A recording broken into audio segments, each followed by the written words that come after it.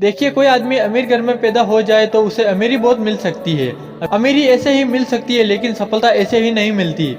ऐसे मान लो कि आप अमिताभ बच्चन के घर में पैदा हो सकते हैं, लेकिन आप अमिताभ बच्चन बनने के लिए आपको कीमत देनी पड़ेगी।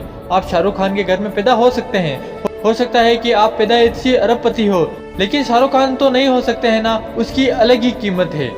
सफलता की कीमत है दोस्तों, वह कीमत सबको देनी पड़ती है, चाहे वह अमीर घर में पैदा हुआ हो, चाहे वह गरीब घर में पैदा हुआ हो सकता है कि विरासत में अमीरी आ जाए, लेकिन विरासत में कभी सफलता नहीं आती। सफलता की कीमत होती है दोस्तों।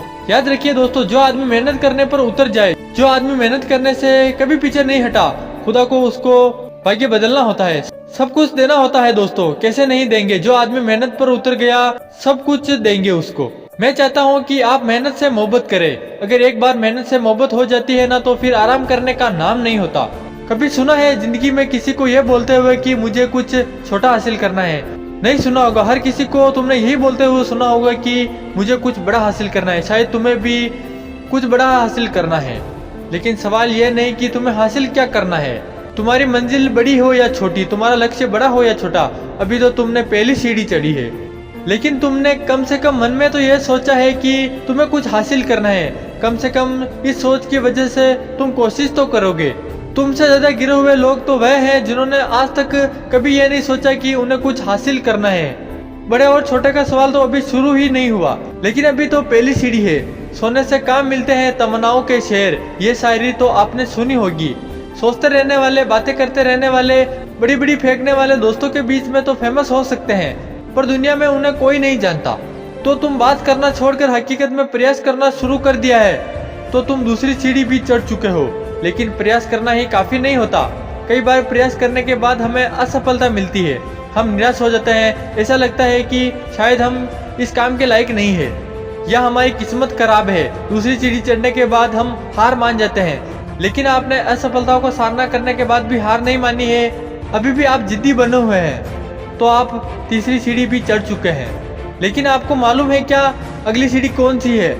चौथी सीढ़ी है आत्म साक्षात्कार की, जहां आपको खुद को जांचना पड़ेगा और ये देखना पड़ेगा कि आपके अंदर ऐसी कौन सी कमी है जिनकी वजह से आप बाकी लोगों से पीछे रह जाते हैं। उसके बाद आपको उन कमियों पर काम करना पड़ेगा, खुद को ज्यादा बेहतर बनाना पड़ेगा। और ये काम अगर आप लगातार करते आ रहे हैं, खुद को बेहतर बनाते जा रहे हैं, तो आप चौथी सीढ़ी भी चढ़ चुके हो। लेकिन अधिकतर लोग तो चौथी सीढ़ी पर पहुंचने पर ही नाकाम हो जाते हैं, लेकिन अब अपना कदम बढ़ाने वाले होते हैं पांचवी सीढ़ी की तरफ, जो है प्रेम की सीढ़ी। आपने कई बार कृष्ण भक्तों को यह बोलते हुए सुना होगा कि उन्हें कृष्ण से प्रेम है, चाहे वह भक्त स्त्री हो या पुरुष। ये बात सुनने में थोड़ी अटपटी लगती है, लेकिन अधिकतर भारतीय लोग इस बात का सार नहीं जानते। ये पांचवी सीढ़ी है, मंजिल को पाने की सीढ़ी होती है। हो सकता है कि आप भक्ति नहीं करते होंगे, तो फिल्में तो देखते होंगे। ये डायलॉग तो आपने सुना ही होगा, अगर किसी चीज को शिद्दत से चाहो तो पूरी कायनात आपको उससे मिलाने में लग जाती है।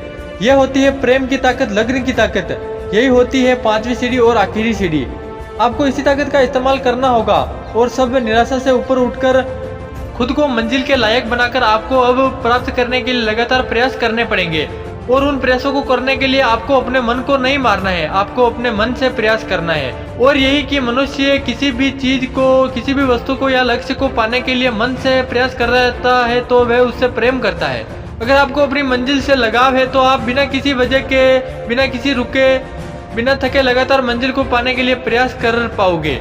और एक दिन ऐसा आएगा कि आपको अपनी मंजिल मिल जाएगी। दोस्तों, अंत में एक बात कहना चाहता हूँ कि अगर आपको ये वीडियो समझ में नहीं आया तो इस वीडियो को दोबारा देखें और इन बातों को समझने की कोशिश करें। अगर आप ये 5 सीढ़ियाँ चढ़ गए और आप इन बातों को समझ गए, तो तुम जिस मंजिल को पाना चाहोगे वह तुम्हारे कदमों में होगी। आशा करता हूँ कि यह वीडियो आप लोगों को पसंद आया होगा। ऐसे और मोटिवेशन कंटेंट पाने के लिए हमारे चैनल से जुड़े रहे। तो मिलते हैं ऐसे ही और नए मोटिवेशन वीडियो के साथ, तब तक के लिए जय हिंद, जय भारत।